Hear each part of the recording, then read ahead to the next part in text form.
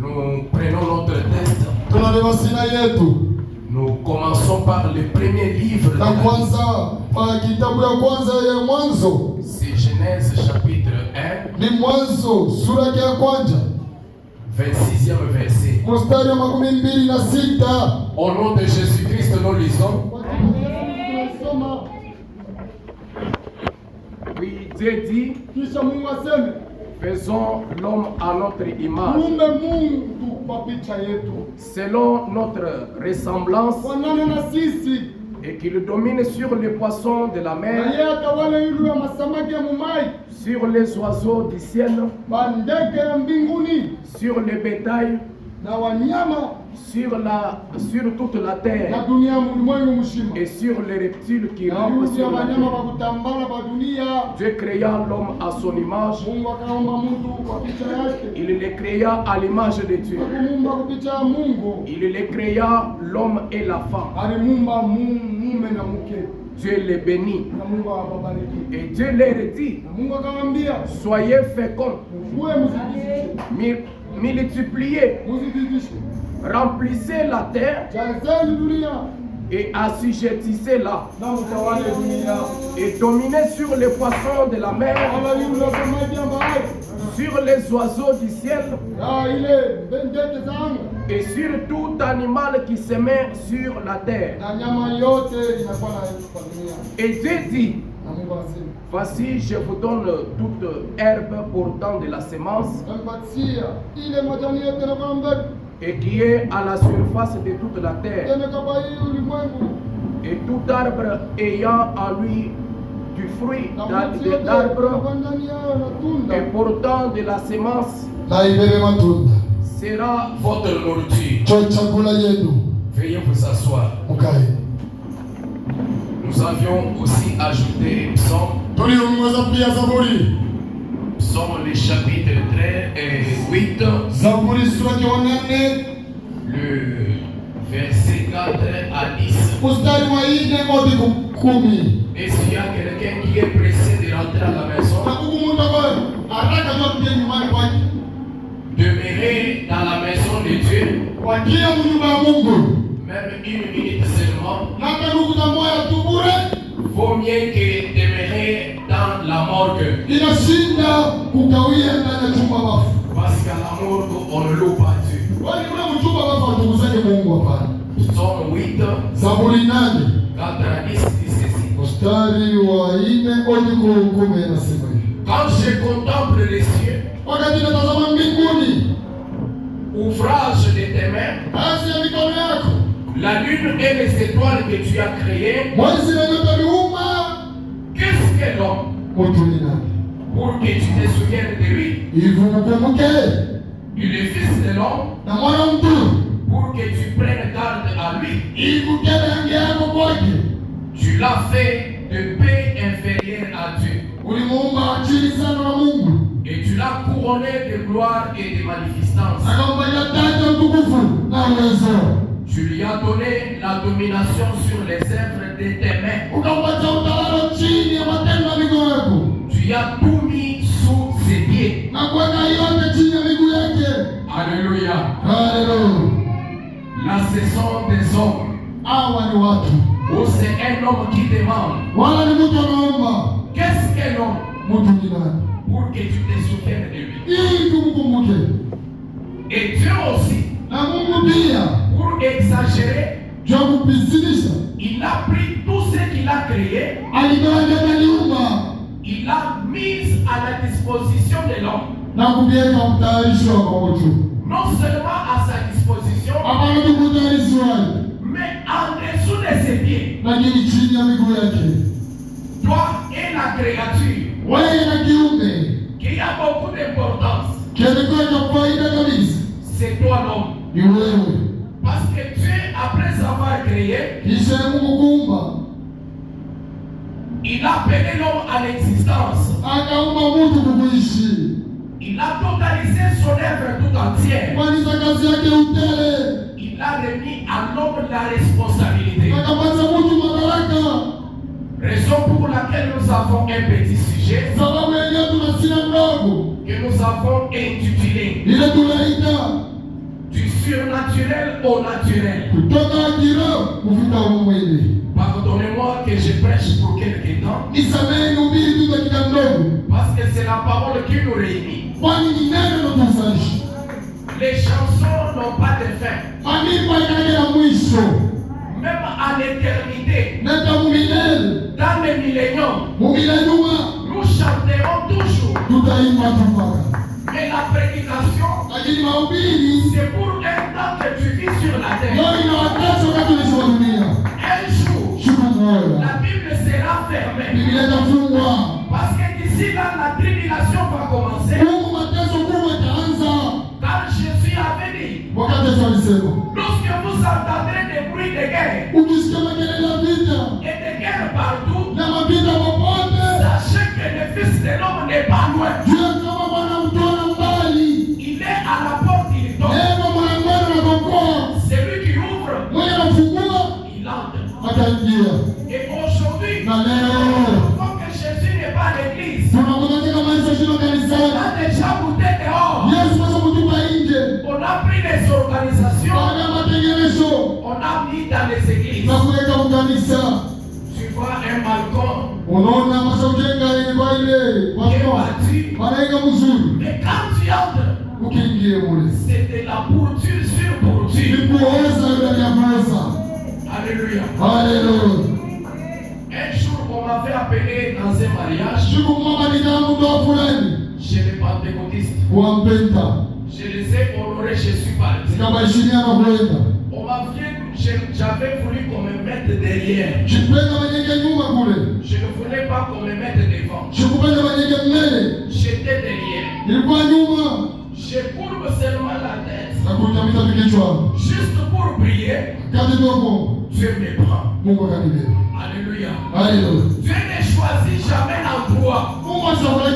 Si il est déjà avec toi, même sous un arbre, les entrailles étaient bandées.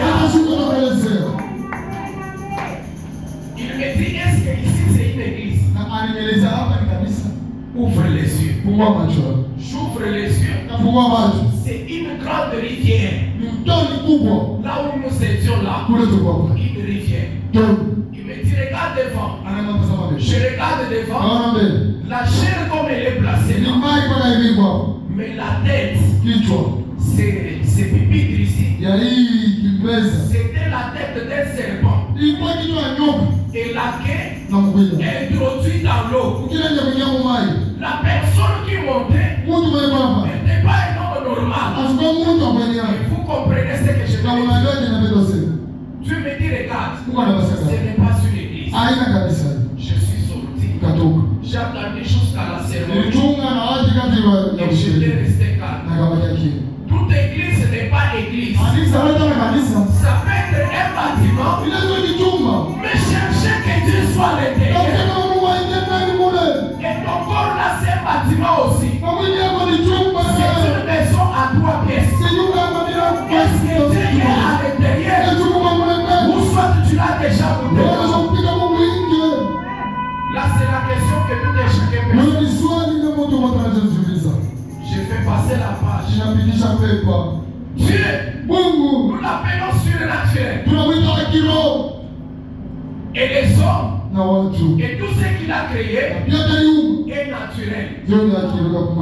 D'où vient la nature? La nature était en Dieu. Dieu lui-même était la propriété. C'est comme un garçon. Il a ses enfants à l'intérieur. Mais pendant qu'il marche là, vous les voyez seuls. Même son épouse est en lui.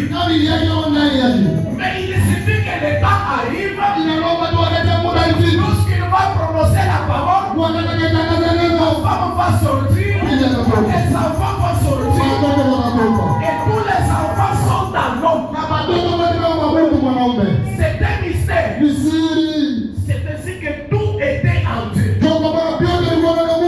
Et nous vous avions dit le mercredi que Dieu, par sa grandeur,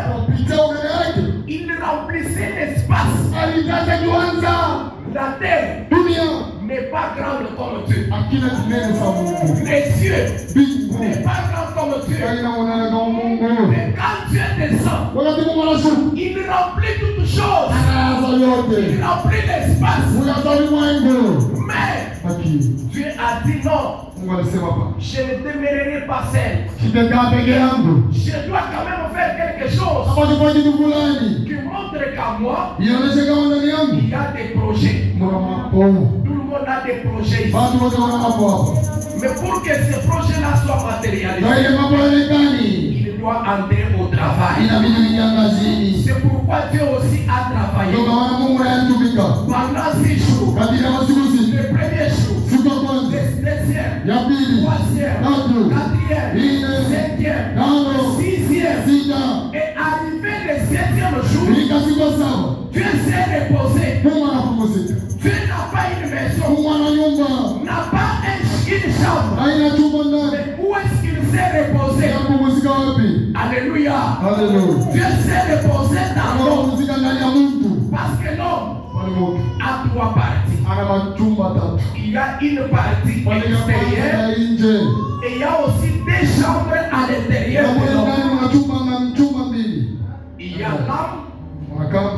l'âme et aussi l'esprit. Ce sont les chambres qui sont à l'intérieur de cet enveloppe. Mais Dieu n'a pas habité dans cette enveloppe. Mais Dieu a choisi la chambre qu'il donne. C'est dans votre âme. C'est pourquoi l'âme qui pêche, c'est celle qui mourra. Le corps a été tiré de la poussière de l'homme. Un jour, il rentrera là-bas. Mais ton âme et ton esprit, au quelque part, où il a été tiré, ils doivent rentrer. Lorsque la personne meurt, les 2 amis se séparent. Les corps tombent sur place parce que les corps pèsent. L'esprit sort, l'âme aussi sort. Ils sont des directions différentes. L'esprit doit rentrer à Dieu. Là où il était à l'éternité. Maintenant ton âme va aller soit dans les séjours de mort, soit c'est dans les lieux du repos. Ça dépendra de ce que tu as fait sur la terre. Tu as commis de bonnes œuvres, Dieu te récupère, il te donne une chambre que tu vas te reposer jusqu'au jour de l'enlèvement. L'esprit doit aller à Dieu. Parce qu'au commencement, tu étais esprit. Comme Dieu est esprit, toi aussi tu es esprit. C'est ainsi que Dieu a formé l'homme comme ça. Ton homme est surnaturel. Ton esprit est surnaturel. Mais le corps est naturel. Pourquoi il y a des différences là? Parce que l'âme n'a pas été formée. Mais c'est le corps qui a été formé. L'âme a été créée. Lorsque Dieu a créé l'homme, il a fini à former l'homme. Il a appelé toutes les parties que vous voyez. Il se tenait là comme une statuette. Il ne bougeait pas. Il ne pouvait rien faire. Mais Dieu a pris son souffle de vie. Il a soufflé dans l'homme. Il a fait. Pendant qu'il a soufflé, directement la Bible dit, l'homme devait une âme vivante. C'est ainsi que lorsque l'homme meurt, ce qui est venu de Dieu va rentrer à Dieu. Ce qui est venu de la terre va rentrer aussi à la terre. Raison pour laquelle le vendredi, je vous ai dit, le corps que tu as n'est pas ton corps. Même si ce corps-là souffrait aujourd'hui, ne dis pas que ça c'est ma maladie. Ce n'est pas ta maladie. Toi, tu n'es pas de la terre. Mais tu es surnaturel.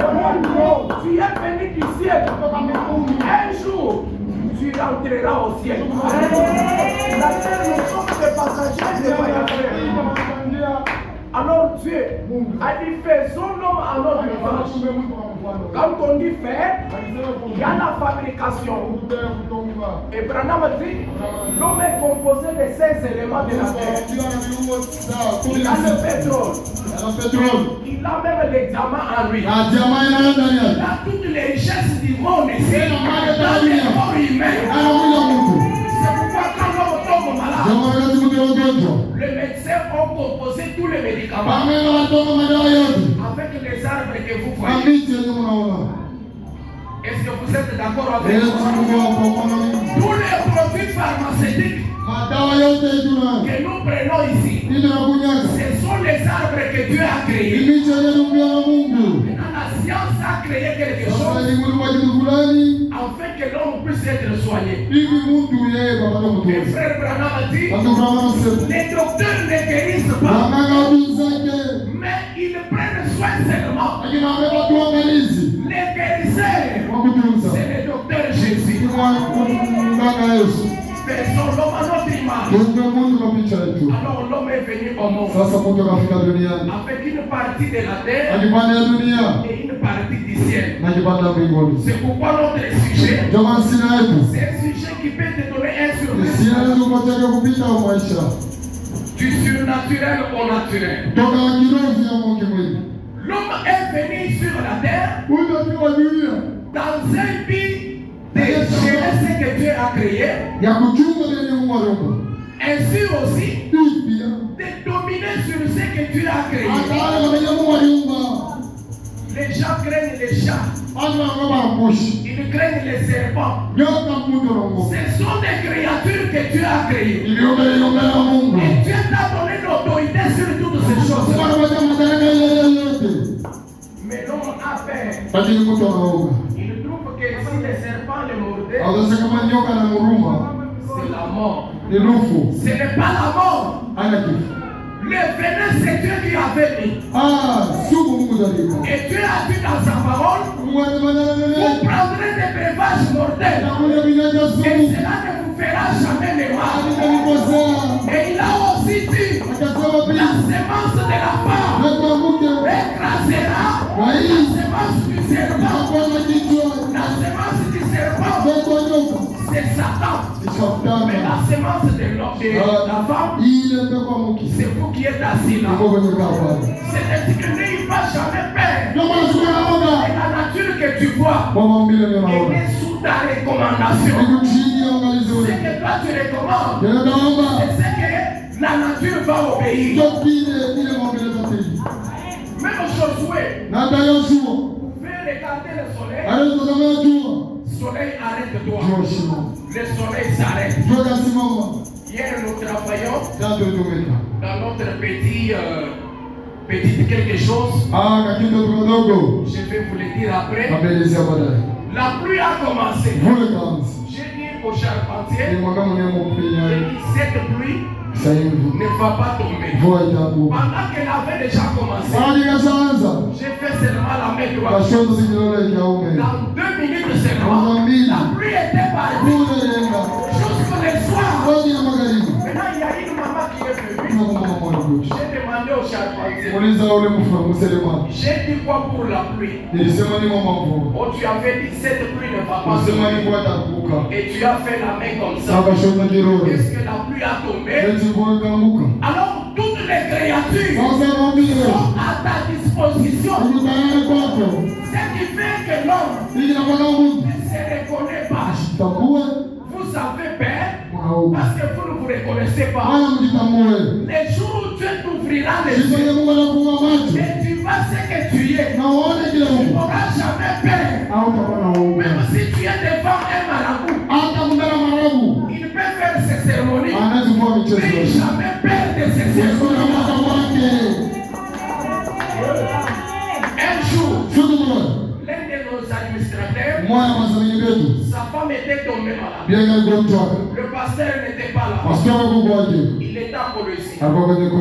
Il m'appelle Aïm. Fais tout pour arriver chez frère Honoré, sa femme va mourir. Je regarde vers 1 heure. Comment je vais y aller? Quelques minutes lui aussi appelle.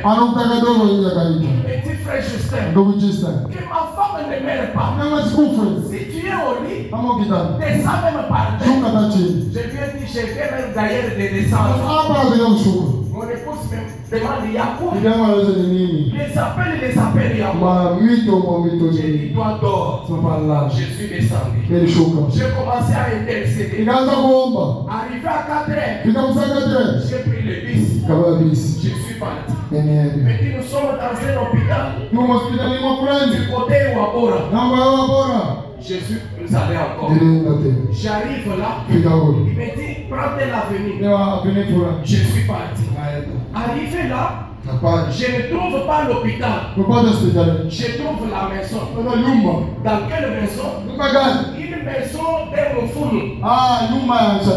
La sœur dormait là-bas. Le Moufounu assis là-bas avec ses papiers et bic rouge. J'appelle la sœur. Elle ne regarde pas. Elle ne bouge pas. J'avais seulement ma Bible. Attention avec cette chose. J'avais seulement ma Bible. J'ai dit à la sœur, ici je ne prie pas. Mais ici, je vous donne seulement. Prends ma Bible. Mon fou me regarde. Le féticheur me regarde. Il me dit, elle ne va pas se lever. Je lui ai regardé sur moi. Je lui ai dit, prends ma Bible. Je ne te touche pas. Elle a pris ma Bible. Je peux donner. Prends ma Bible. Je sais pourquoi. J'ai donné à la sœur ma Bible. Elle était couchée. Elle-même commence. 1, 2, 3, 4, 5, 6, 7, jusqu'au 1000. Elle dort là. Je ne te touche pas. Fais un pas jusqu'ici. Elle a fait le pas. Elle est venue vers moi. J'ai maintenant imposé la main. J'ai dit allons-y. Mon fou me regarde. Il s'étonne. Il dit moi je suis avec elle toute la nuit. Elle ne va pas traîner. Elle va mourir. J'ai dit ce qu'elle a fait ici, c'est pour te prouver que sa vie n'est pas dans tes mains. C'est moi qui a la vie.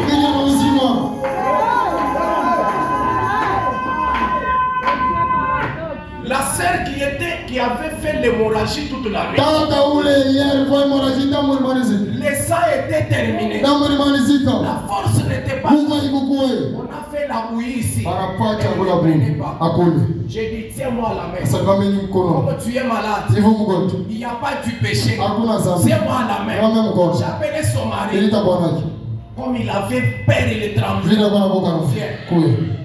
Le mon frère qui dit, vous n'irez pas avec elle. J'ai dit pourquoi? Oh, payez-moi. J'ai dit, il n'y a rien à te payer. Laissez-moi partir avec elle. Je lui ai donné. Oh, donnez-moi 100 000.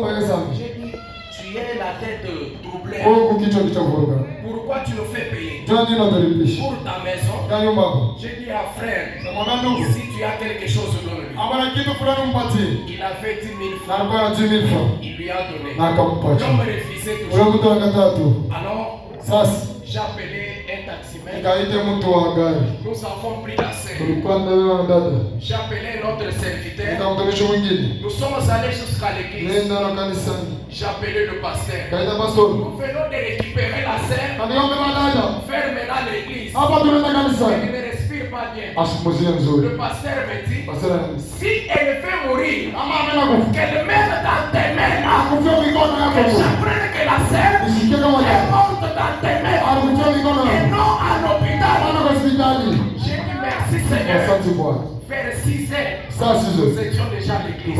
J'ai commencé à prier. Pendant que je priais, Dieu m'a communiqué ce qui s'est passé. Avant qu'il soit 11 heures, j'ai demandé à la sœur, vas-tu manger? Oui, je vais manger. On peut te laver? Oui, on peut me laver. On a lavé la sœur. 14 heures, tout était terminé.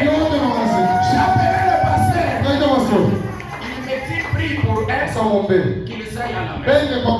Et la sœur vit jusqu'aujourd'hui. Je vous ai dit, nous avons la colonne de fer, elle est surnaturelle. Mais frère Branham est naturel. Celui qui guérit, ce n'est pas moi. Ce n'est pas frère Branham. Ce n'est pas notre pasteur. Mais c'est Jésus qui guérit. La sœur jusqu'aujourd'hui, elle n'est pas morte. Elle est vivante. Je sais pourquoi. Alors, ce matin ici, le surnaturel n'est pas au ciel. La divinité tout entière est sur la terre, enfermée dans les eaux et dans les bas. Pourquoi frère Branham, Dieu est tout puissant, le surnaturel a été confiné. Le confinement a commencé au ciel. Dieu qui remplissait l'espace a commencé à se confiner, jusqu'à devenir un bébé. Alléluia. Et le bébé était dans Marie. Et frère Branham dit, Marie était l'incubatrice. Jésus est venu au monde. Il n'avait pas l'abdomen. Il ne s'attachait nulle part. Il était attaché au ciel. C'est pourquoi quand l'enfant vient, on cherche l'abdomen, on ne voit pas. Parce que Marie n'était pas sa mère. Et s'il y a quelqu'un qui croit comme ça, Marie n'était pas la mère de Jésus. Le père de Jésus était le surnaturel. Et sa mère, c'était la parole. Par la parole, c'est à prononcer. L'enfant était entré. Et un jour, Jésus était dans le ventre. Marie est allée voir Élisabeth, qui était sa parente.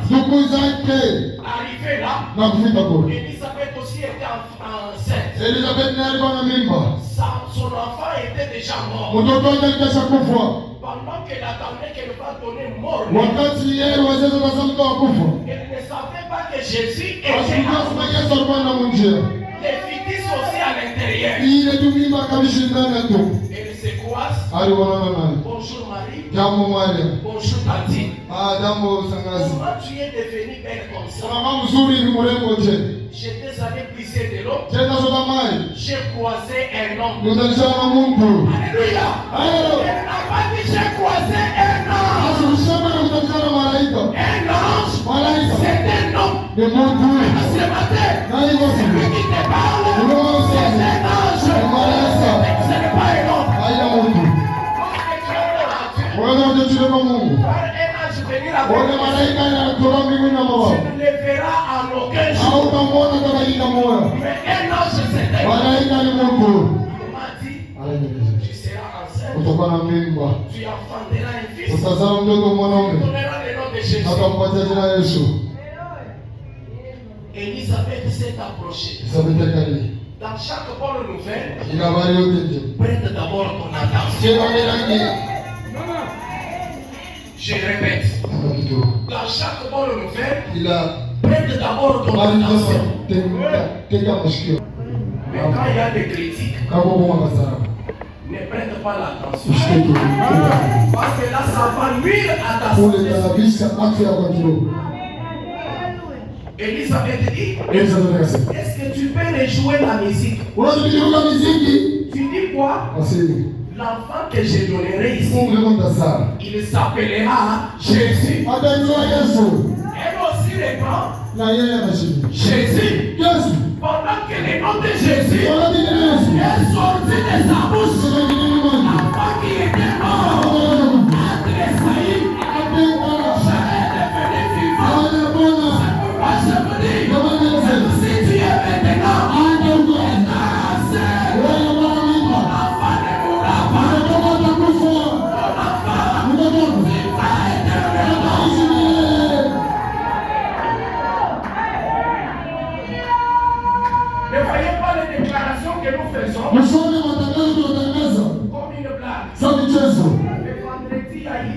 miracles différents. Ah, mwanadamu kama miujiza mbili ya kwacha. Un enfant est amené ici. Mtoto alete hapo. Déjà parti. Ah, kwa sababu. Juste ici. Mfuna kwa.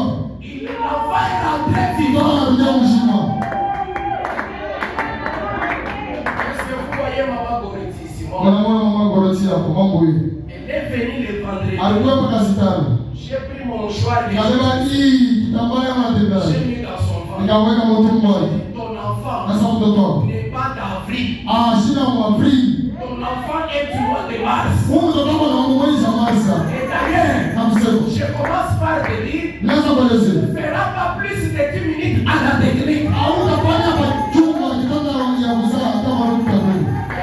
J'ai des petites douleurs. Asimame kama Mungu tu kadogo. Pour le vendredi, Jambo mkasta. c'était le 27, hein, Ilikuwa siku ya 27. le samedi. Mkazi. Et j'appelle, je Poche. n'ai pas même fait 10 minutes. Anaita atachukua kama mtu mdogo. Sasa. Sasa. Yote ni fashi. Nous avons été vivants. Mungu mshuma. Si tu l'acceptes, Mungu mshiki. il doit faire quelque chose. Les révérences Tanina, Mheshimiwa Stania pale ni Moshe. vous vous souvenez, hein? Nakumbuka. Dieu reste Dieu. Mungu eko Mungu wa Mungu. Il s'est confiné Alijifunza. jusqu'à devenir un homme. Oje kwa Mungu. Et Elisabeth a cité seulement Alitaka talitanga le tu. nom de Jésus. Jina Yesu. Et l'enfant qui était Na mort mtoto wako yuko. était devenu vivant. Alikuwa mzima. Maintenant, mon frère, Asa ndugu. si un enfant Kama qui mtoto. était dans le ventre de sa mère Alikuwa mtu mmoja. donne la vie Aleta à uzima. un autre enfant, Kwa mtoto mwingine. aussi dans sa mère, Alikuwa mtu mmoja. combien plus fort trésor Baba la mashi. Jésus maintenant Yesu sasa. qui est même ressuscité des morts. Mungu atatafu. Les temples savaient Shetani alijua. qu'en le mettant à la croix, Ya kama kumweka msalabani. je l'ai vaincu. Nilimweka. Dieu avait joué un match. Mungu alicheza mechi. Les temples s'est trompé d'adresse. Sasa anajidanganyaka. Lui ne savait que quand que Jésus monte, Baba atakosa kama Yesu alivyosawa. il y a quelques matchs qui se jouent au ciel. Kuna mechi mwana cheza mbinguni. Avant que la bénédiction arrive, Kabla baraka ifike kwako. le match a été déjà joué. Eti anacheza sasa. Et quand ça vient, Baba anakuja ce pale. n'est pas toi qui gagne, Haina Mungu c'est anacheza. ceux qui va garder. Mungu anacheza mwana gani? Le match a été déjà joué. Mechi wanacheza. Quand Dieu te donne les enfants, Mungu anacheza watu. même si la fièvre était comment, Hata magonjwa yamekuwa. le jeu a été déjà joué. Bwana mtoto anacheza sana. Ce n'est pas toi qui gagne. Haina ni achunga. Oh non, je gagne mon enfant. Nikikia mbele mtoto wangu. Il est malade. Leo malari. Qui t'a trompé? Nani bwana? Tu te trompes? Kwa jirani. Tu as déjà pris l'engagement. Kwa sababu shida. Cet enfant, Na mshuzo wangu. c'est qu'il va vieillir. Wote wana zetani. L'enfant aura les cheveux comme mon papa ici. Huyu mtoto atakulana nile sawa baba yangu Il pale. n'aura pas. Asa kufu. Nous voulons des papas comme ça. Tunapenda baba wa hivi. Quand il a vieilli là, Wakati alisema nous acclamons. tunapita kidogo. Si l'État Hata shetani. cherche à te précipiter Yeye anapenda sana ubebe haraka.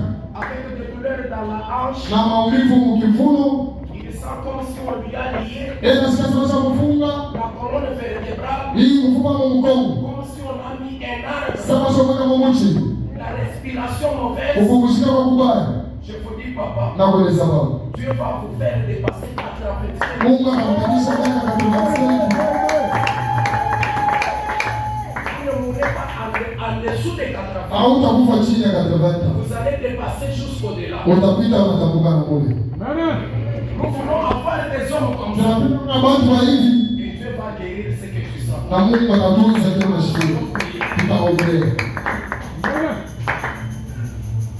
Ton enfant là ne mourra pas. Unatoka sakufa. Il y a un projet avec cet enfant là. Ana baba na wana mtoto. Jésus s'est rendu. Yesu Yesu. Mais pas dans la mort. Asira kama nini? Il est vivant. Hata mshima. Ça me regarde. Shetani anaangalia. Je vais prouver. Nilimweka Je msalabani. vais voir comment il va descendre. Napenda nione namna itashuka. Il ne savait pas que Dieu s'était confié. Yeye Yesu Mungu atajifunza. Il est devenu un homme. Anakuwa mtu. Il faisait son parcours. Atashuka. Il faisait le parcours. dans les séjours. Les diables avaient de l'ampleur sur les gens qui mouraient. Il regarde Jésus, il va comme Abel. Ah, j'étais. Je savais que j'allais t'avoir quand j'avais tué Abel. Il t'a joué un match. Et Satan a dit Jésus, allez marche. Jésus marche. Il cherchait de quel moyen pour retirer la clé qui était dans les mains de Satan. Satan marchait. Jésus aussi marchait. Quelques minutes après, Jésus avait l'objectif. Pendant que les tables étaient là, coupé directement, les tables est tombé. Pour ça qu'il est tombé, il a pris la clé. Il a dit non. Maintenant, je n'ai pas besoin de toi, Satan. Il a compté les vendredis, les samedis, maintenant les dimanches, le matin très tôt. Il a quitté dans les séjours avec la clé à la main. Commence à jubiler. Commence à jubiler. Les dimanches matin, Jésus est ressuscité.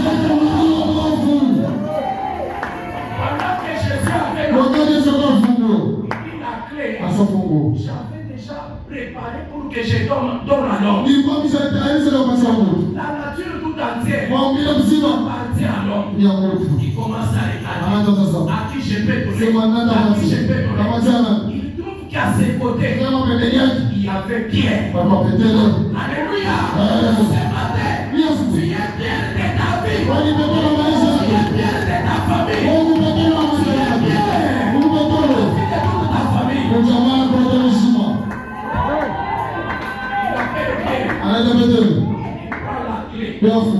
De ces jours de mort. Aucune porte de la mort ne peut s'ouvrir devant toi. On m'appelle à lever la paix. Parce que la clé a été donnée à un homme. Elle n'est pas donnée à un ange. Ce matin, je possède aussi la clé. J'ai dit moi, je possède aussi la clé. Même pour ta vie, je suis à la chaîne. Ce que je dirais, c'est ce que le ciel va dire. Si je dis au ciel qu'il nous tombe la pluie maintenant, ça va se faire. Parce qu'un jour, Élie a dit, il n'y aura ni pluie, ni rosée, sinon à ma parole. C'était pas au nom de Dieu, à la parole de Dieu. Non, c'était à la parole de l'homme. Et Jacques déclare que Élie était de la même nature que Élie. Mais l'homme appelle. Tu appelles de quoi? L'enfant des riches. L'enfant de Malachita. Ton père est riche. Il a tout. Même toi, tu es riche. Et tu as tout. Laissez-moi dire frère Branham. Nous avions dit que frère Branham a dit, Jésus a dit ce jour-là, si je ne fais pas de miracles, vous ne me croyez pas. Mais les gens attendent les miracles. Il n'était pas descendu là où était l'enfant. Mais il a dit à l'homme, va, ton fils vit. Ce matin, je te dis aussi, va, tu es déjà riche. Si tu me crois le prier, je te dis pas seulement, ce que tu auras besoin sera à ta disposition. Sera à votre disposition. Il suffit seulement prendre conscience et venir en toi. Laissez-moi dire d'abord, frère Branham. Nous sommes dans les questions-réponses sur la jeunesse. Sur la jeunesse qui a été prêchée le 29 juillet 1953. J'ai demandé qui est pressé. Moi, je ne suis pas pressé. Mais quand l'ange va terminer à bouger, il se laissera éclater. Le paragraphe 27, je sortirai aussi pour lire 44. Frère Branham dit, bon, remarquez maintenant, il n'y a rien. Le vide. Quand vous regardez les ciels ici, c'est comme s'il n'y a rien. Il y a quelque chose. Ils disent qu'il n'y a qu'un vide. Il n'y a pas de lumière. Il n'y a pas de ténèbres. Il n'y a rien. Il semble simplement qu'il n'y a rien. Mais là-dedans, quand on te regarde, même il y a des mamans qui disent à leurs enfants qui bombardent. Toi tu dis que tu ne vois rien en lui. Mais c'est une étoile que Dieu vous a donnée. Laissez d'abord qu'il vive comme un Mardoché. Mais un jour, on les prendra sur les chevaux. On chantera pour lui. Alléluia. Ils sont pas acclamés fort.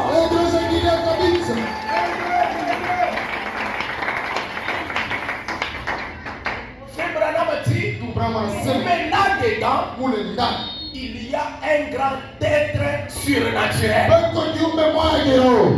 Jéhovah Dieu, qui remplissait tout l'espace, en tout lieu, en tout temps. Il existait de l'éternité à l'éternité. Il est le commencement de la créature. C'est ça Dieu. On ne peut rien voir. On ne peut rien entendre. Il n'y avait pas de mouvement, ni d'atomes dans l'air. Rien. Pas d'air. Rien. Et pourtant Dieu était là. C'était Dieu. Maintenant suivons attentivement. Pendant quelques minutes, au bout de quelques temps, personne n'a jamais vu cela. Bon, ça, c'est le Père. C'est Dieu. Le Père. Je saute, je prends 44. Il dit maintenant, si l'homme était créé semblable à une petite lumière sacrée là-bas, ou quelque chose comme cela, elle ne pouvait pas être vide. Si Dieu t'avait créé comme une petite lumière, on ne parlera pas d'Aaron, on ne parlera pas de Buxon, on ne parlera pas de telle sœur, parce qu'on t'a créé comme une petite lumière. Mais qu'est-ce que Dieu a fait? Branham dit ceci, c'est un être surnaturel. Il se manifesta pour se dévala un peu plus, pour faire lui-même une trinité avec le Père, le Fils et le Saint-Esprit. Et Dieu était là. Se dévala alors lui-même jusqu'à faisant l'homme. Alléluia. C'est que tu es là. C'est ce que Dieu s'est dévalé. En te faisant un homme.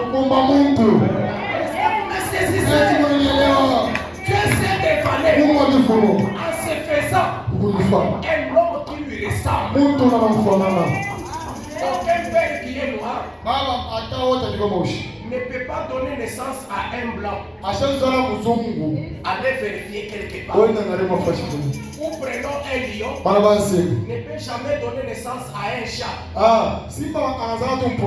Mais si le père est lion, la mère lion, ils donneront naissance au lionceau. Dieu a donné naissance à un Dieu. À un homme. Mungu. Dieu a donné naissance Mungu alizala à un Dieu. Mungu. Tu es comme Dieu sur la Unaishi kama terre. Mungu wa dunia.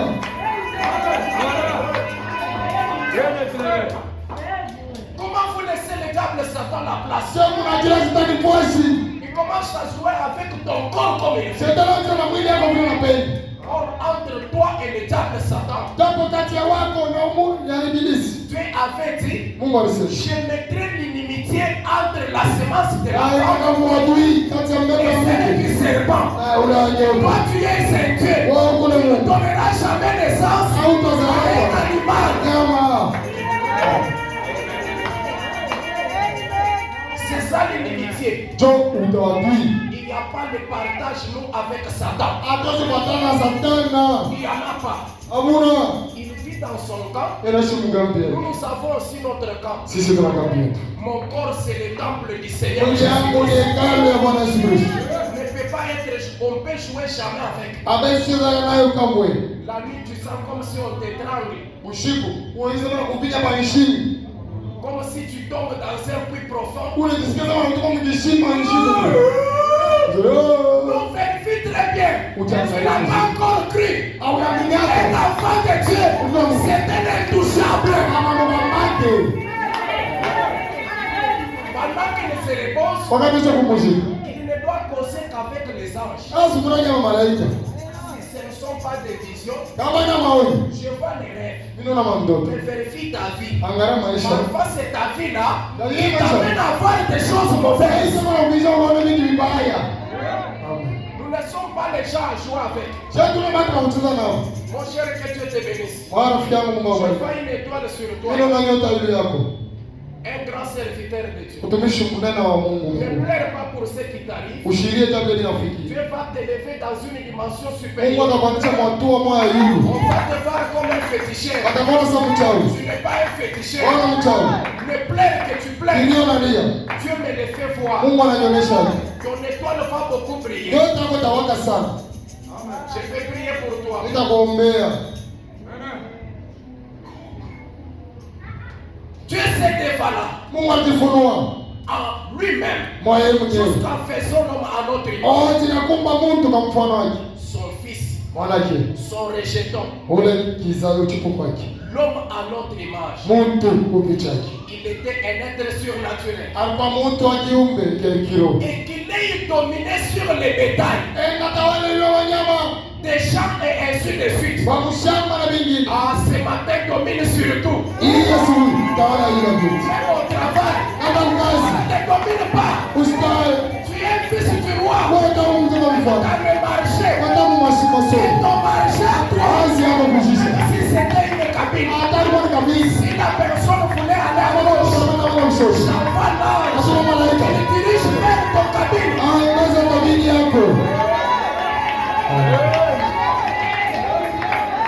Il y a une fois qu'il dit dans la salle, Huku sauti mwana anasema mtumbo.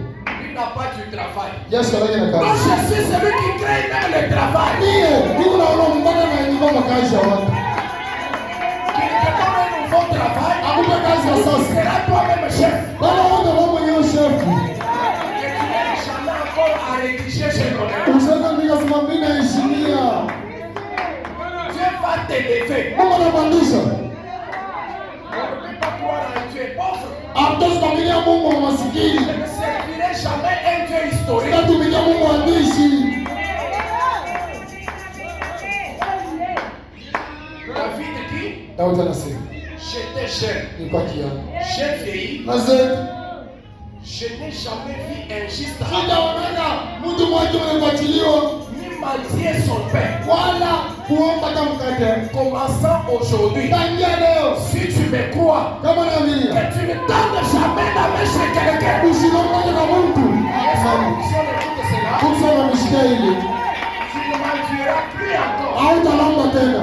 Que Dieu prenne ta main là, Mungu anaye mkono wako. change cette main là. Aibadilishe mkono wako. Dis que non, je fais ça. Useme unafanya hivi na hivi haviendi hapana. C'est ce que tu dis dans ton Ndio cœur. kinasema moyo wako. Que Dieu prenne ce que tu as. Mungu abebe kilo nacho. Attention, Kebaki. à moins que Dieu ne te trouve pas même avec 10 francs. Ni mpaka tu Mungu asikukutanishe tena na ile Si tifra. le diable commet l'erreur Kama jambo nafanya kosi. de dans des maladies et autres. Et il laisse même 10 francs. Notre Dieu a la puissance de la multiplication. Il peut prendre même 10 francs. Il est millionnaire. 30 millions. 30 millions. Je ne souffre pas encore. Et tu te ménages même. Dans une maison de 3 pièces.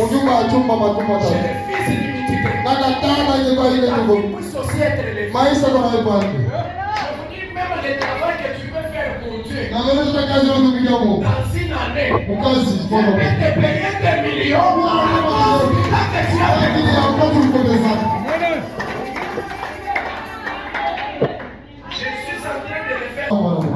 Je le fais déjà. Nous, c'est toujours sa parole.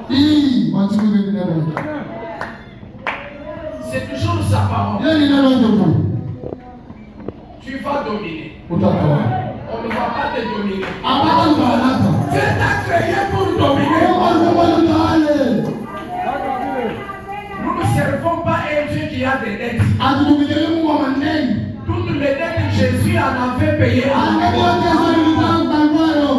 Quand il a tout payé, il regarde sur la terre, il regarde au ciel, il dit Père, tout est accompli. Qu'est-ce qui reste encore? La dette du péché. C'était une dette qu'on ne pouvait pas payer.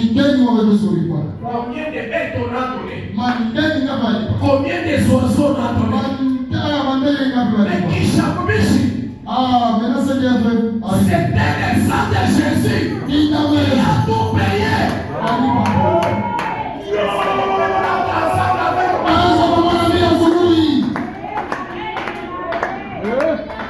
Les péchés ont donné les animaux. Branham dit c'était pour couvrir les péchés.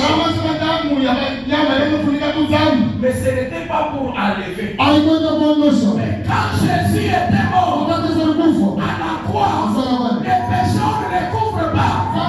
Ils sont ôtés. Tu es comme si tu n'as jamais péché. Tu étais un bébé dans le lait de sa mort. Je peux avancer. Acclamer pour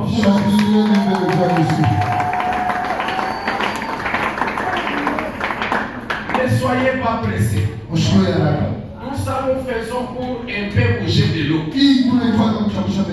Mais après avoir bougé, même si la personne n'avait pas la force, ni quelqu'un pour se jeter dans l'eau, Jésus va changer de corps. Il va changer de masque.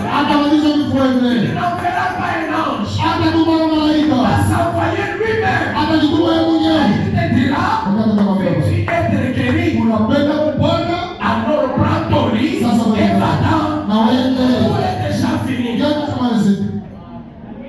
J'ai lu dans Dieu commissionna Moïse. Le paragraphe 5. Prêcher les 3 1953. Frère Branham dit ceci. Alors, quand Dieu envoya ce petit homme Moïse, il est né d'une naissance particulière. Le problème, c'est se reconnaître. Comment tu es né? Pourquoi tu es né? Dieu a un projet avec toi. C'est pourquoi la Bible dit le projet que j'ai sur toi, pas un projet de malheur, mais un projet de bonheur. Il est né d'une naissance particulière à un temps particulier. Tous ne viennent pas au même moment. Nous ne serons pas riches au même moment. Un jour, Dieu joue le théâtre. Il peut paraître comme un pauvre. Et un certain temps, comme un soulard. Un moment, comme un riche. Un jour, Frère Branham donne l'exemple d'un papa qui avait beaucoup prié. Asema baba mwana sana. Il priait que Dieu puisse fêter avec lui. Oh Mungu afurahi naye pamoja. Et Dieu lui a dit, Mungu akamwambia, prépare-moi un bon foufou. unipatie mtipikie chakula nzuri. Nous allons fêter avec lui. Tutafurahi na wewe. Alors l'homme a préparé la table. Nitaandalisha meza vyote vya kula. Il a dit à sa femme, Andaa bibi yake. aujourd'hui, Leo à 11h, saa 11. j'aurai un invité de marque. Pata mwaliko mwa wa heshima. Alléluia. J'aurai un invité de marque. Kuya na mwaliko wa heshima. La femme a fait une bonne nourriture. Bibi anapika chakula nzuri. La table était pleine. Sauce baneka meza tena. Tout ce qu'il voulait Yote kule mtambe. était là. Iko pale. La table Meza. et la nourriture, Chakula. c'est celle que nous avons ici. Joy tunayo. La table est là. Meza yoyo. La nourriture est là. Chakula yoyo. La nourriture, c'est la parole. Chakula ni neno. Il n'y a aucune chose qui dépasse ça. Hakuna kitu kinapita hii. Même des millions et des millions de dollars. Hata mamilioni na mamilioni. C'est pas la parole. Haipiti neno la Mungu. L'homme a dit aujourd'hui, Mungu anasema hapa. je vais fêter avec le Seigneur Leo tutafurahi na Bwana. à 11h. Saa 11. L'homme s'est couché avant Mungu analala sans saa. qu'il se réveille avant. Jana mgeni lazima. Et il s'est assis là, Amekaa. entré de la table. Tena chunga. Même avec son mouchoir là-bas, Hapana kitambala à gani. l'amener invité de marque. Anachunga mwaliko wa mheshimiwa. Arrivé à 11h30, Fika saa 11. il attend Odi. Asha mjioni. Un homme venant avec son béton là-bas, Mungu mwana kuya na bakora yake. en train de venir. Mzee na kuya. Je peux donner l'exemple comme mon papa là. Na tunataka mfano sawa wangu bwana. Quand tu mets dans sana choka, Les gens ne voient pas qu'il était fatigué. maisha ishawisha. Oh, cette vie est À éternelle. chaque fois, il a ndege. Ah, il est sympa. Il n'a pas encore vieilli. Asha sasa. Il n'a pas l'âge qu'avait Abraham. Ashina mbele bwana. Il avait réagi à Abraham. Mshaka Il Abraham. est devenu un jeune comme le roi. Wakiana sasa sisi. L'homme entre là. Mungu anaingia kule. Il fait des temps avec de l'eau. Basi sasa na maji ya kunywa. L'homme appelle chérie, Mpendwa. vide de l'eau. Haraka leta maji. La femme vient avec de l'eau. Bibi hapa maji. On sert les messieurs. Hapa chowe kamba kwa maji. L'homme boit. Wewe kamba. Il sent l'odeur maintenant de la nourriture qu'on prépare. Anasikia harufu ya chakula kwa vya mlenda. Je peux même manger un petit rien. Bandugu, nesi kwa wanawake tunajua chakula kiko mule. On prend la chaise. Kwa kiti. On avait organisé pour l'invité de Marc. Kile wanatayarisha toka mwaliko wa mwishi. On donne à l'homme. Wanampa choro mzee. Il se met aussi là. Anaikala na iPad. On prend la nourriture. Anga chakula. La même nourriture là. Chakula mama. Mais pour Pemeni, Akuti. on lui donne. Baba. Il commence à manger. Anza kula. Il mange. Kula. Il mange. Kula. Il termine. Amaliza. Il dit, est-ce qu'il n'y a pas un sachet qu'on me donne? Je pars avec mes Anaona sasa sashe niende na hivi yangu ya maji. On prend les sachets de Ah, lambeaux. sashe. On met encore Kulingana na wandoni. la nourriture. Chakula. L'homme prend maintenant son Kule bâton. sisi amebeba mkuki. Il commence à partir Anazenga. avec son sachet. Na ile sashe. Pendant qu'il partait, Kwanza nenda. par révélation, Ofu.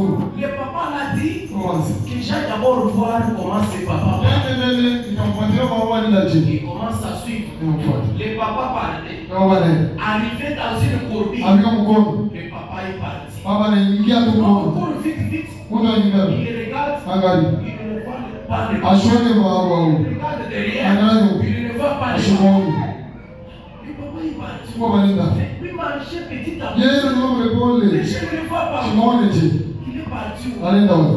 L'homme est rentré. Mtu anarudi. Il commence à ronfler. Anza kunguruma. Il dort. Anaondoka. Il dort. Anaondoka. Pendant qu'il dormait, Anaondoka. il regrettait. Anaanza kusubiri. Tu es ici. Mungu. Matin aujourd'hui qui Shirika msema leo mwanzo tutakuwa kwa Mungu. Tunafurahi na wewe. Mais il est maintenant 15 heures. Sasa kienze Il shehe. n'est pas venu. Ashifiki. Dans le sommeil, Mondoto. il voit maintenant Jésus. Anamwona Yesu. Il avec sa robe. Anabana kati yake. Il le salue. Anamwamkia. Bonjour. Jambo. Élisée, bonjour. Jambo Elisha. Toi, tu m'as dit qu'à 11 heures, Wewe masa mwanzo. nous allons fêter. Tunafurahi. Mais il est maintenant 15 heures. Sasa bali kianzo. Tu n'es pas venu. Amfiki. L'homme le dit. Utasi. Ah, je suis venu chez toi Mungu kwako. à 11h30. Mwanzo ndio. La femme m'a amené de l'eau. J'ai dit, j'ai demandé à manger. Vous m'aviez donné. Je suis parti même avec une femme. J'étais venu. L'homme surpris. Il s'est levé.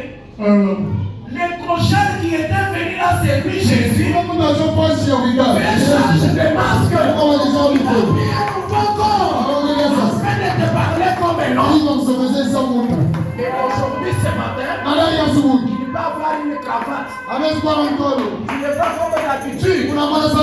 Mais ce n'est pas d'habitude. C'est Jésus qui a porté un nouveau vêtement. C'est un vêtement qu'il a porté. Laissez-moi lire ici. Parfois, je ne dois plus terminer. Parfois, je ne dois plus terminer. Voilà, il dit ceci. Dieu se cacha. C'était l'élection de Dieu. Envoyant Moïse là-bas, Moïse ne pouvait rien au fait d'être Moïse. Mais Moïse a préservé sa vie. C'était la prédestination et la volonté ordonnée d'avance de Dieu. Et puis, finalement, il l'a mené au désert. Paître les troupeaux de Jéthro, son beau-père. Après qu'il était devenu un meurtrier. C'est avant. Puis, un jour, Dieu lui parla dans un buisson ardent. Dieu lui dit, ôte de tes souliers. Car le lieu sur lequel tu te tiens est une terre sainte. Et la manière dont Dieu a conduit cette église dans le naturel, c'est un type parfait du surnaturel. Mais, comme il est en train de conduire aujourd'hui, il a fait sortir Israël. Les naturels par des signes, des prodiges et des miracles. Il fait sortir les spirituels en séjour ici par des signes, des prodiges, des miracles. Dieu a été toujours. Ils sont toujours accompagnés de Dieu. Donc le miracle et les prodiges ont toujours accompagné Dieu. Parce que Dieu est surnaturel. C'est un créateur. Rien ne lui est impossible. Dieu c'est un créateur. Rien ne lui est impossible. Alors c'est ici que je vais terminer. Dieu est créateur. Rien ne lui est impossible. Ce qui est impossible dans le main des hommes, cela est possible à Dieu. Là où l'homme a toujours échoué, Dieu n'échoue jamais. Lui c'est la réussite 100%. Si tu dis que maintenant c'est fini, je ne dois plus avancer, tout est déjà terminé. Non, il y a encore quelque chose. Même Mâchoire d'âne. Même Mâchoire d'âne. Ça peut terminer tes ennemis. Ça peut qu'un jour, Samson n'avait pas l'arme, n'avait pas une arc, mais il s'est débrouillé. Pendant qu'il s'est débrouillé, Dieu a pris sa puissance. Il a mis dans les mâchoires d'un âne. Il la ramasse comme ça. C'est devenu une bombe. Dans le camp de tes ennemis, tu peux prendre même la terre. Tu lances là une bombe. Parce que c'est Dieu qui en a créé. Fais-le par la foi. Il va me donner raison. Pour ce que tu as déjà créé, il a mis quelque chose à l'intérieur. Si tu le fais par la foi, tu vas voir. Mon frère, est-ce que ta moto est dans les mains de quelqu'un? Je vous avais dit quoi? Après combien d'années? La moto a été récupérée. Nous avons la capacité d'aller embrouiller même les voleurs. Celui qui t'avait volé va restituer. Il va retourner. Et d'ailleurs, j'ai toujours dit, lorsque le diable Satan entre dans ton corps, il prend ton argent, c'est la puissance de nous prendre, nous amener là. Si je trouve même l'argent du diable, je récupère les coups. Et mon argent, son argent, ça devient mes propriétés. Et d'ailleurs, je vous dis ce matin, si il avait pris ta santé et que tu as trouvé que le corps que tu as n'appartient pas, entre avec moi, nous allons prendre tous ces clients.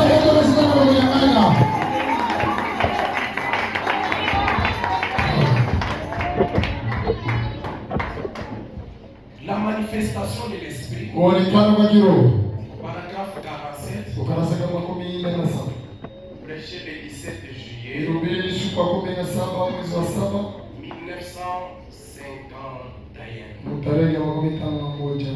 Frère Branham dit ceci.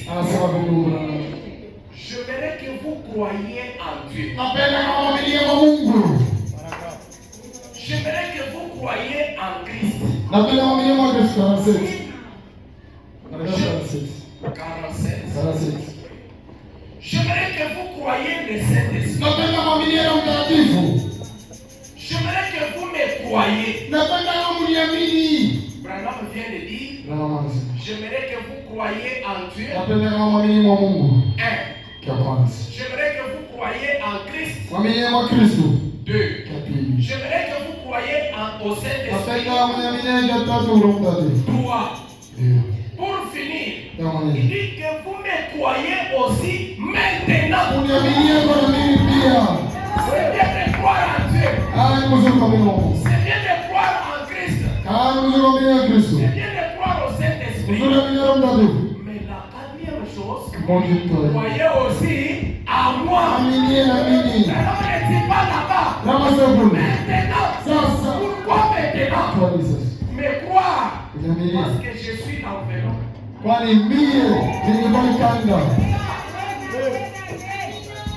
Je suis son vêtement. Je suis sa chemise. Je suis son pantalon. Je suis son soulier. Si tu crois en Dieu, c'est bien. Croire en Jésus, c'est bien. Croire au Saint-Esprit, c'est bien. Mais ils n'ont pas de corps. Et les gens n'ont pas compris. Oui, Dieu n'a pas un corps. C'est l'Esprit. Jésus, il est ressuscité des morts. Maintenant, il n'a pas un corps. Le Saint-Esprit, personne ne l'a jamais vu. Mais c'est un homme. Maintenant, tous les droits là, je les ai avalés à moi. Je l'ai ici. Si tu me crois maintenant, c'est que je vais te lancer va changer ta vie. Ce n'est pas moi qui le parle. C'est le Saint-Esprit qui le parle. Parce que maintenant, il peut maintenant s'éclater. Il peut maintenant changer la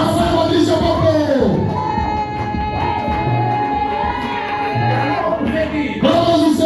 J'ai prêché la parole. Maintenant c'est le temps de Dieu. Pourquoi le temps de Dieu? Dieu trouve qu'il y a des malades. Il descend pour guérir. Il trouve qu'il y a des stériles. Il descend pour les rendre. Mais avant tout, l'homme écouter sa parole et connaître qui est Dieu. C'est choix. Que tu te reconnais. Tu verras que ce n'est pas ça.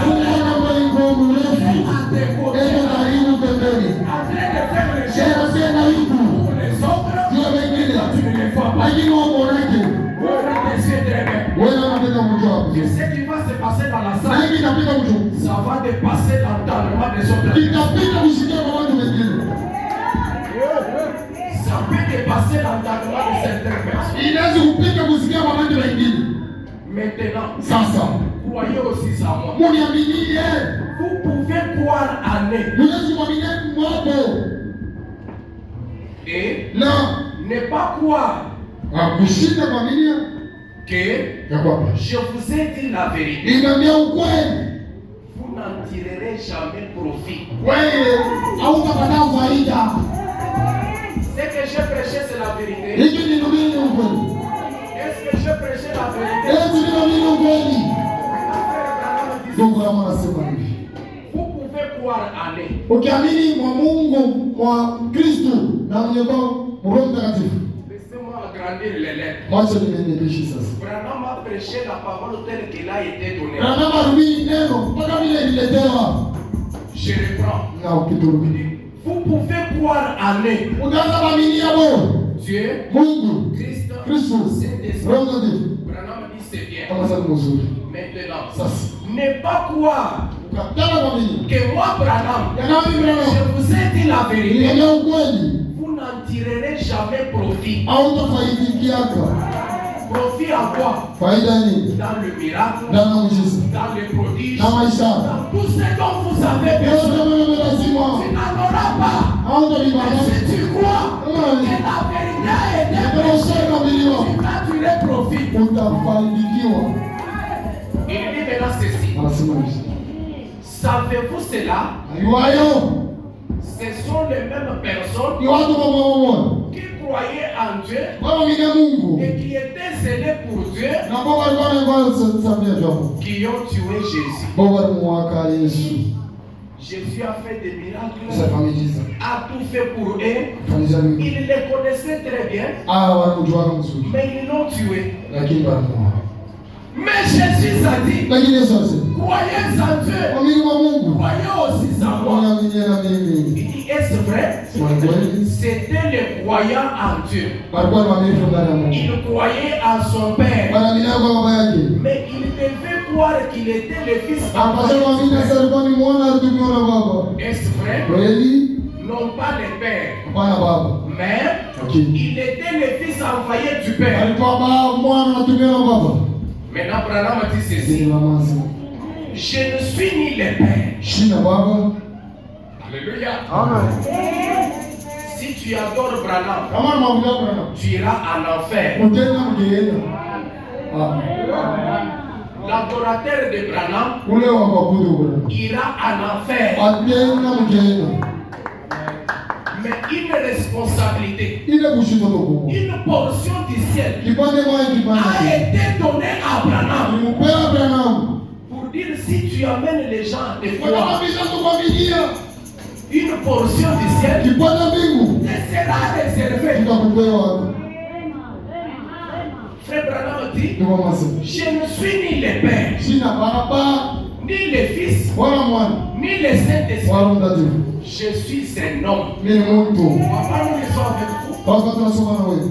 On peut reprendre. Yesu kwanza. Je ne suis ni le Père, ni le Fils, Ni le ni le Saint-Esprit, Saint-Esprit. mais Je suis un homme. je suis un homme. L'homme. Il dit, Votre votre frère. frère Mimi ndugu yenu tu. confirmé Wewe wajibisho. un ministère Ujumbe fulani. confirmé Inajibishwa. par l'être surnaturel Ujumbe kiroho.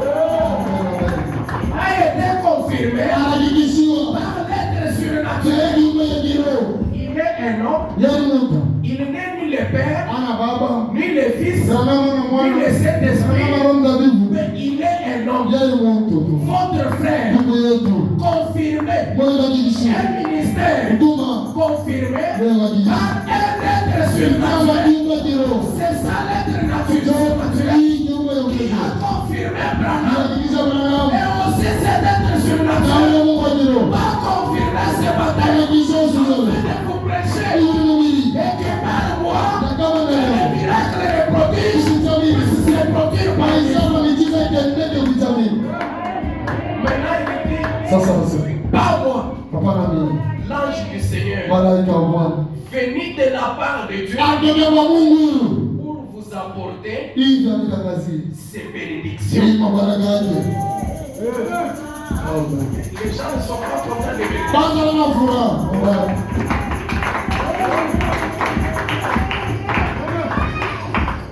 l'ange du Seigneur venu de la part de Dieu. Je vous ai dit l'ange. Ce n'est pas un homme avec les ailes. C'est un homme. Un serviteur ici, c'est un ange. Il vous amène la bonne nouvelle.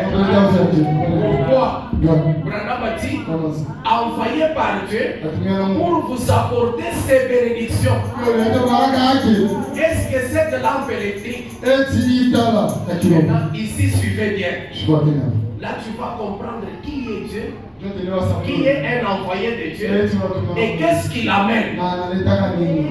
Il dit, cette lampe électrique, là, peut dire, regardez, quel grand câble je suis.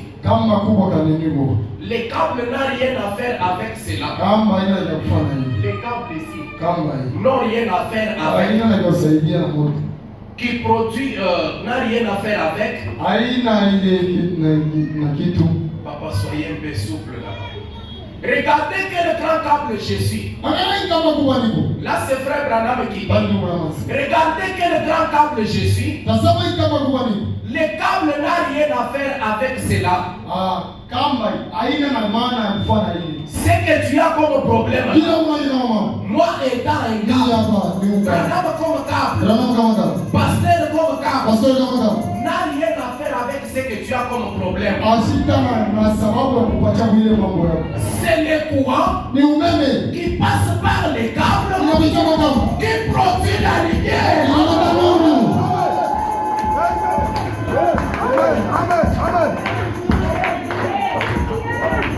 C'est le courant qui passe par les câbles qui produit la lumière. Ce n'est pas les câbles. Alléluia. Ce n'est pas les câbles. Les câbles, c'est les moyens de transfert. Les moyens de transfert. Je suis un moyen de transfert. Je suis aussi un moyen de transfert. Mais je ne suis pas le courant. Je ne suis pas la lumière. Mais je ne suis pas la lumière.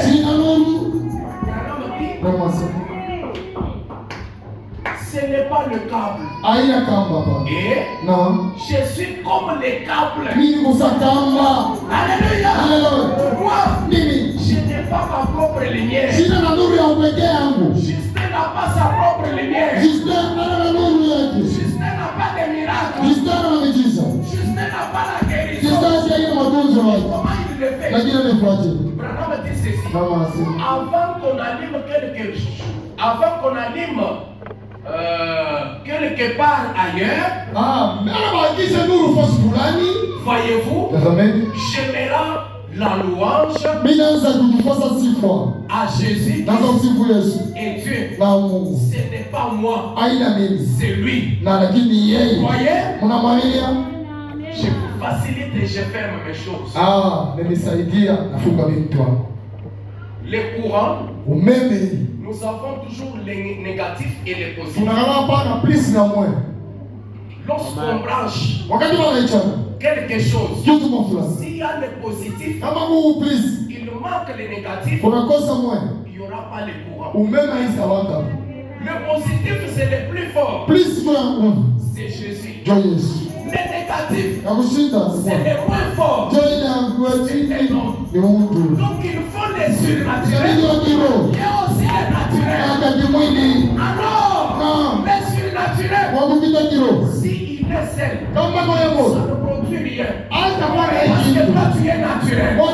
Il faut qu'on associe. C'est pourquoi frère, ce qui était en Dieu était déversé à l'Église. Et ce qui était en Christ a été déversé à l'Église. Maintenant, ce qui était en Dieu était en Jésus. Et Jésus est le même hier aujourd'hui. Ce matin, il est dans quelqu'un. À 12 heures ici, cet homme de Galilée est dans quelqu'un ce matin. Il veut changer ta situation. Je cherche l'atmosphère. Je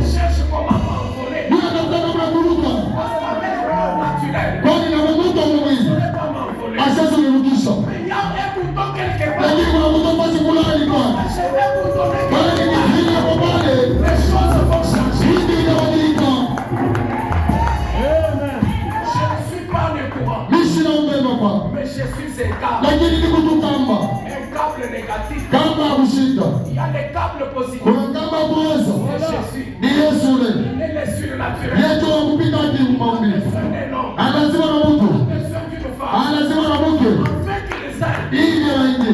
C'est comme Akama vile Michael, Mikaeli, Gabriel Gabrieli était parti chez Abraham. walienda kwa Abrahamu, Et deux boma wawili n'étaient pas appelés des seigneurs. awakuitie wa Bwana. Mais au milieu d'eux, Kati il yao y avait une image wako qui picha était différente. ile wacha hizo Cette image, na ile picha Abraham avait appelé imeenda kwa Bwana ndio. Elohim. Elohim. Et lorsque Elohim est Na kama ile baba Abraham l'a vu. Abrahamu tazama. Dis bonjour Abraham. Jambo Abrahamu. Dis bonjour mon Seigneur. Jambo Bwana wangu. Mettez-vous mon Seigneur. Lakini Mikaeli Et mfano. Abraham dit, Kama sisi. ces jours-là, Ile siku j'ai déjà terminé. nishamaliza.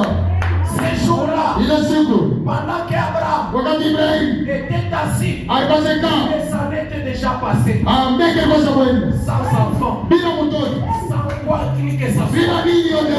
Il dit à Dieu, Ambia Mungu est-ce que eti ça sera cet homme d'Eliezer, kama Mungu ndo Elieza Damas, wa qui utamasi sera mon héritier? kwa kama mlitoa Dieu a dit no non. sema pana Abraham Ton enfant, mtoto wako ton héritier, mlitoa viendra par Sarah, akatoka kwa Sara non par Agar. akana kwa Gayo Ton enfant, mtoto wako ta bénédiction Baraka yako. ne viendra jamais ailleurs. aita kama wengine Mais c'est dans tes mains là. kwa mikono yako mule.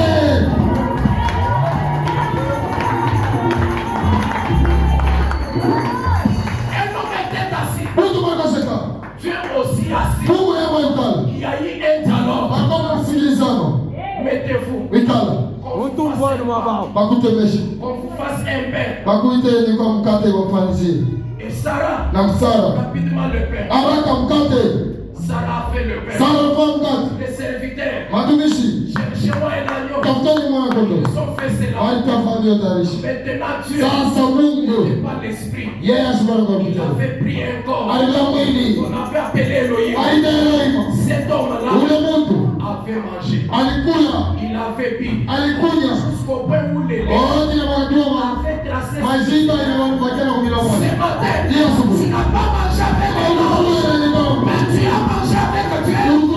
Dans un corps humain, dans la chair humaine, nous croyons en Dieu. Dans la chair humaine, Jésus-Christ.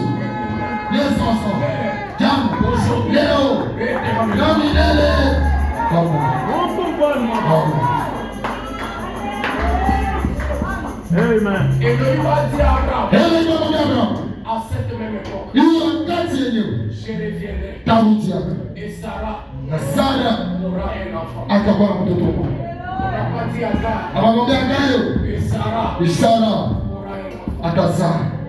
Sarah était incrédule. Elle n'avait pas cru. Dieu avait voulu tuer Sarah.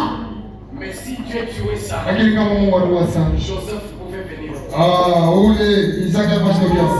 Isa Devait venir. alipasogea wapi? Joseph Yusuf était le fils de la promesse. alikuwa mtoto wa Malako. S'il mourait en prison, Kama alisikufa Mwingereza. qui devrait amener Nani alipaswa kuleta watoto wa Israeli Misri? Isaac Isa pouvait venir alisikuja que par Sarah. kupita mpaka sana. Dieu allait frapper Abraham. Mungu anaweza kupita Abrahamu. Mais la bénédiction d'Abraham Baraka ya Abrahamu était vis-à-vis. ilikuwa mbele pale. Dieu ne va pas te tuer. Mungu asajua. Amen. Mais Dieu Lakini Mungu va te donner ce que tu as. atakupatia kile lazima. Kwa hiyo wakati kana Dieu a tourné le Mungu anauza mkono. L'homme a dit non. Mungu anasema kwa. Je parlais avec Dieu Leo zungumza na Mungu. sans laisser pour Bila savoir. kumjua. Maintenant je crois Sasa bwana que mimi. Dieu c'est un homme. Ya kama Mungu ni Mungu. Pas l'esprit c'est Mungu l'homme. anajua C'est un homme. ni Mungu. Il est sur la Yeye ndiye kupita maumbile. Il a besoin d'une nature. Amekuwa lazima ya mwili. Les câbles Makamba n'est pas le bois. haina umeme hapa.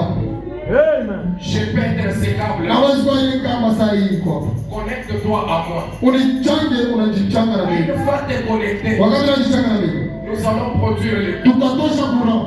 Et le courant, Na courant c'est Dieu lui-même. ni Mungu pekee yake. Nous l'appelons Tunamwita les lions de la tribu de Juda. simba wa kisasa wa Yuda. Nous l'appelons Tunamwita El Shaddai. El Shaddai. Nous l'appelons Tunamwita Elohim le fort. Elohim wa nguvu.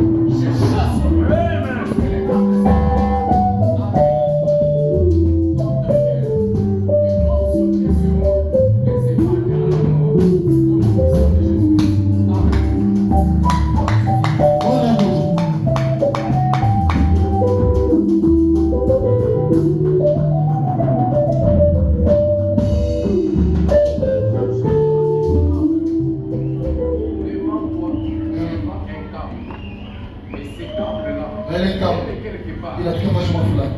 Mais arriver devant toi, Kufika kumbele c'est de venir avec des têtes. inakuwa na vichwa viwili. Devant toi, il y a deux voies Kumbele huku manjabi que tu dois choisir. ile napaswa chakula Une des voies, hii njia c'est moja pour la mort. ni harufu Et une des autres, na hii njia c'est ingine pour la ni vie. ya uzima. Ça dépend de ce que tu Ni veux. mambo inaangalia ile utachakula. Je vois même un mariage compliqué devant toi. Unaona ni ndoa moja ya kuvuruga mbele. Amen. Et en ton cœur là, Na moro yako Mungu. tu veux même blesser. Unapenda kuvunja ile ndoa. Hii maisha na Je tunaishi. suis en train de dire, Hii unapitikana. mais Dieu te dit, Mungu ananiambia. choisis une voie. Chakula njia Parmi toutes les deux. kati ya ile mbili. Revêtis Ile naopenda kutumikia. c'est Dieu Ni Mungu ou c'est maman. wala ni nufu. Mais Dieu me dit, Lakini Mungu ananiambia fasse un choix. ufanye chakule Un bon choix. chakula mzuri. Le mariage, Ndoa c'est pour cette ni ya hapa dunia. mais la parole, Lakini neno c'est pour l'éternité. ni ya milele. Unaweza Bwana leo. Kesho anakufaa maisha na kwa upawe. Kisha unakufa. Kuchakula utachakula ya neno ni maisha uzima wa milele. Mimi naona mdamu wako. Mungu damu ya uchafu. Wewe mwenyewe unasikia ukuramu maongo. Mara nyingi unatetea. Unasema mikolo yako. Sarfi nyangabi. Zami basaje. Ni magonjwa. Ile sitana na kuingia. Hivi akupeleke mrufupe. Mungu anyamaza nikate maisha yako. Hivi niendeleze maisha yako. Na kutulizanisha ndoa yako. Una imani. Ya kwambia kama kila Mungu ana imani kweli. Na mwisho mikono wako. Seigneur Jésus, je crois que Dieu sur moi. Je la transmets. Le chemin qu'elle a choisi, c'est un chemin de la vérité et un chemin de la vie. Accorde-la, Seigneur, ce que son cœur a trouvé, Seigneur. Stabilise sa vie, stabilise son mariage, stabilise son pouvoir, son corps, tout ce qui était comme maladie. Je le chasse au nom puissant de Jésus-Christ. Que Dieu nous prenne en âme. Amen. Et Dieu,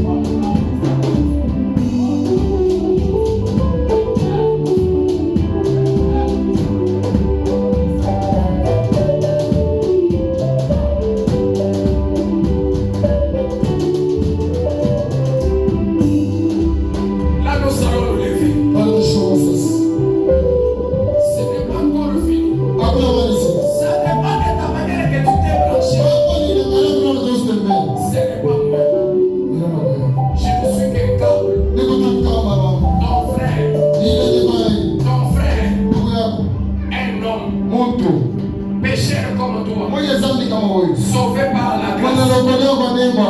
Mais celui qui fait tout, Na mwenye fadhili. c'est Dieu. Ni Mungu. Ce n'est pas moi. Haina mimi. Chantons pas avec beaucoup de rythme. Tuimbe.